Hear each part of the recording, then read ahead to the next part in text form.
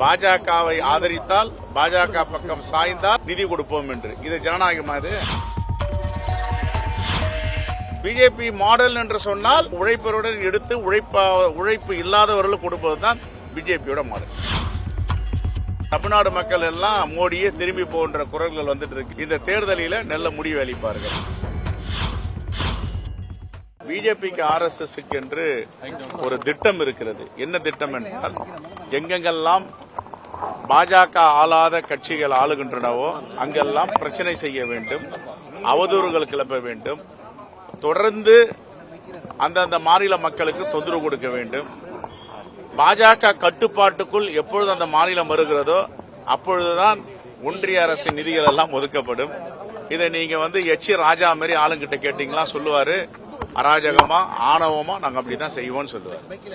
அவங்களுக்குலாம் நாகரிகம்னா யாருக்குமே தெரியாது. மக்கள் மீது ஒரு அர்ப்பணிப்போ, மக்கள் மீது ஒரு பற்றோ, இது நம்முடைய தேசத்து மக்கள், இந்த மாநிலம் அந்த மாநிலம் என்று கிடையாது. எல்லோரும் இந்திய நாட்டை சார்ந்தவர்கள் என்பதெல்லாம் கிடையாது. அவங்களுடைய கட்டுப்பாட்டுக்குள்ள கொண்டு வரணும். கட்டுப்பாட்டுக்குள்ள கொண்டு வர வரைக்கும் இந்த அராஜகம் தொடரும்.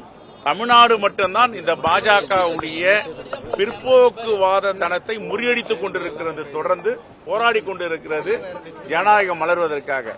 ஆகவே பாஜகவிற்கு இது கைவந்த கலை, அராஜகம், அட்டுழியம், எல்லோரையும் அரசுடைய நிறுவனங்களை வைத்து ஒடுக்குவது.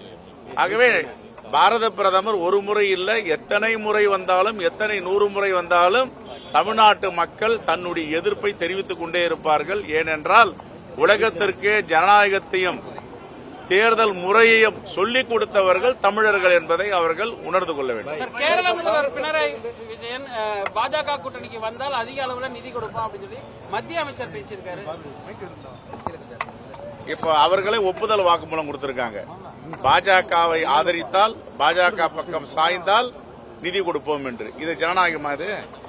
இதான் ஜனநாயகமா? தமிழ்நாட்டு மக்கள் வேர்வையும் ரத்தத்தையும் சிந்தி தன்னுடைய பங்களிப்பை அளிக்கிறார்கள், வரியாக, GST-யாக.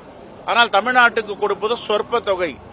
இந்த தமிழ்நாட்டு மக்களுடைய உழைப்பையும் ரத்தத்தையும் வேர்வையும் சிந்தி கொடுக்கின்ற GST தொகையை உத்தரப்பிரதேசம், மகாராஷ்டிரம், பாஜக ஆளும் மாநிலங்களுக்கு கொடுக்கிறார்கள்.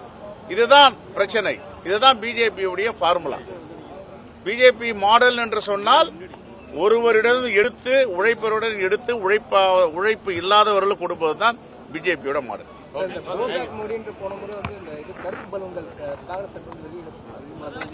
அது மக்களே இப்ப கோபேக் மடின்ட்டாங்க. நாங்க காங்கிரஸ் சொல்லிட்டு இருந்தோம். இப்ப தமிழ்நாடு மக்கள் எல்லாம் மோடியே திரும்பி போன்ற குரல்கள் வந்துட்டு இருக்கு. இந்த தேர்தலில் நல்ல முடிவு அளிப்பார்கள் பாஜகவுக்கும் அதிமுகவுக்கும் எதிராக.